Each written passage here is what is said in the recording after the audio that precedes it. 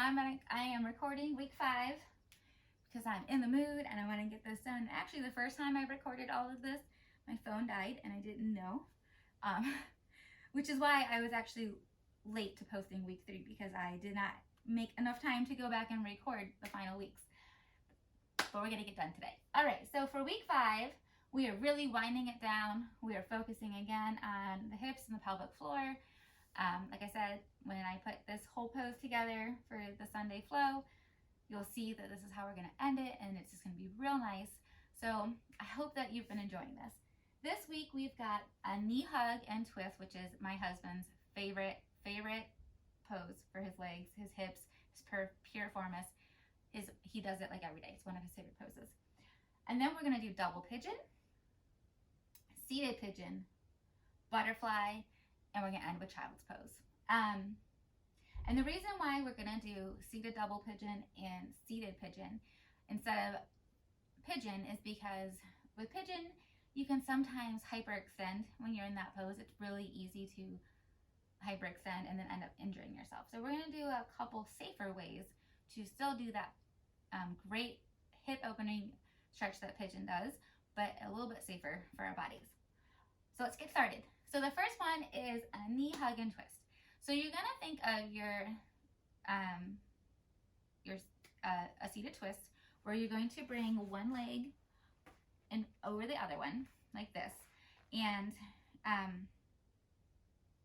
the first thing that we're going to do instead of just going right into our twist is we're going to gently hug this leg, bringing our chest in towards it, and you should feel that along your bum. You want to sit up tall and just very gently, not on your knee, on your shin, just hug your body. Just hug for a couple breaths.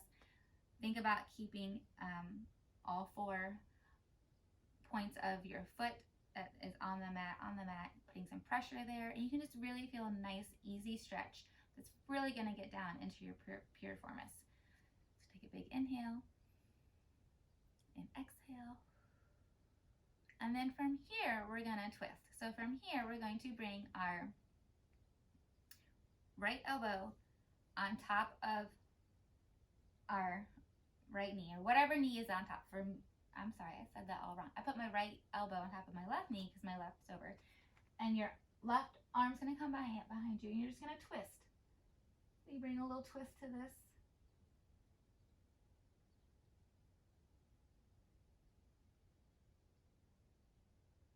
So to repeat that, we're going to hug for a couple breaths and then do our seated twist. And with our seated twist, you want to think about having a tall spine.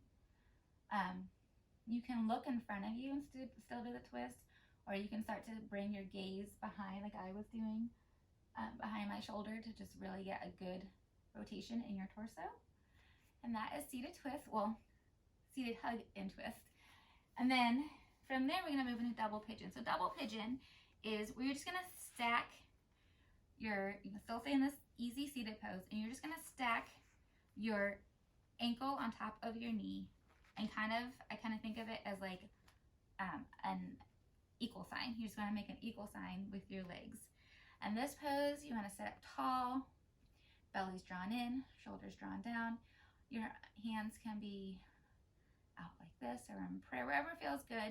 You're just opening up the hips. You want to keep your feet flexed.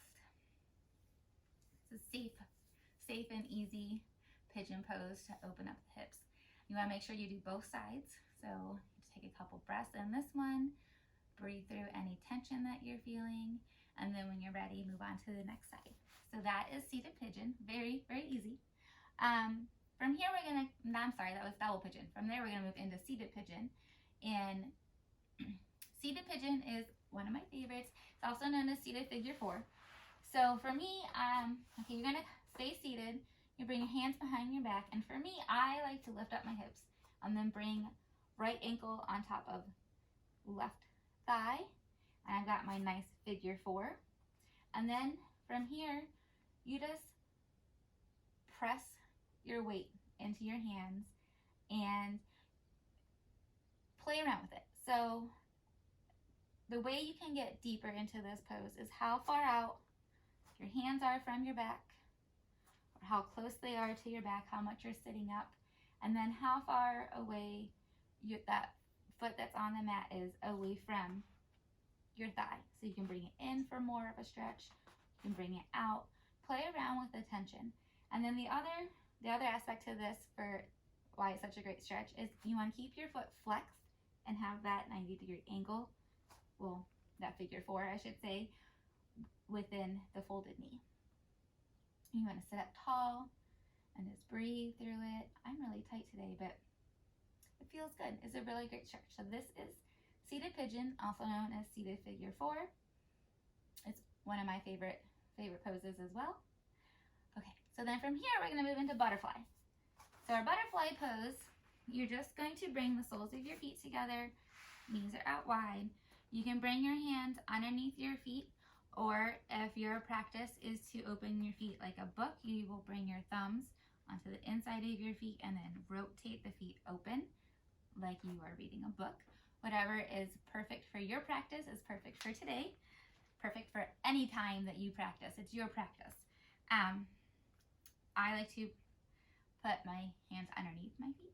So from here, you're going to sit up tall, and then you're going to exhale, hinging forward at the hips. And ultimately, you're going to think about bringing the crown of your head to your toes. And if you're super bendy and flexible, you rock that you can get your head down there. I cannot. Maybe someday my hips will be open enough for me to do this. One of the other great things about this stretch is you can gently press your elbows into your thighs to kind of help open up the hips. If you remember when we did recline butterfly last week, I also said you could gently, very gently, you don't want to put too much pressure, but you can give a little bit of pressure to just kind of force that stretch a little bit. So you're just going to stay here, thinking about having a nice hinge at the hips, bringing the crown of the head towards your feet. Really great pose. And then when you're ready, just come out of that. Awesome, awesome. And our last pose for this challenge and for this week and for the flow will be child's pose. Everyone's favorite. So we're going to first start on our hands and knees, and you're just gonna sit back on your heels. Walk your arms long in front of you. Go ahead and bring that forehead towards the mat, or on the mat, I should say. And you want to release your belly, let it hang between your legs. And just really think about bringing that tailbone down towards your heels. Walking your fingers in front of you. Pressing your elbows into the mat. Shoulders drawn down your back. And just relax. Just melt into the ground. Think about how much you worked this month. How much you worked on your mindset. And coming to the mat. And maybe doing just a little bit of yoga. Even if yoga's never been your thing. You did it. And you're here. And this is your last pose for the week and for the month. So that's it, guys. I really hope you enjoyed this challenge. I know I did. Maybe we should do more of it. I don't know. Have a great week. Let's finish June strong, okay? Bye.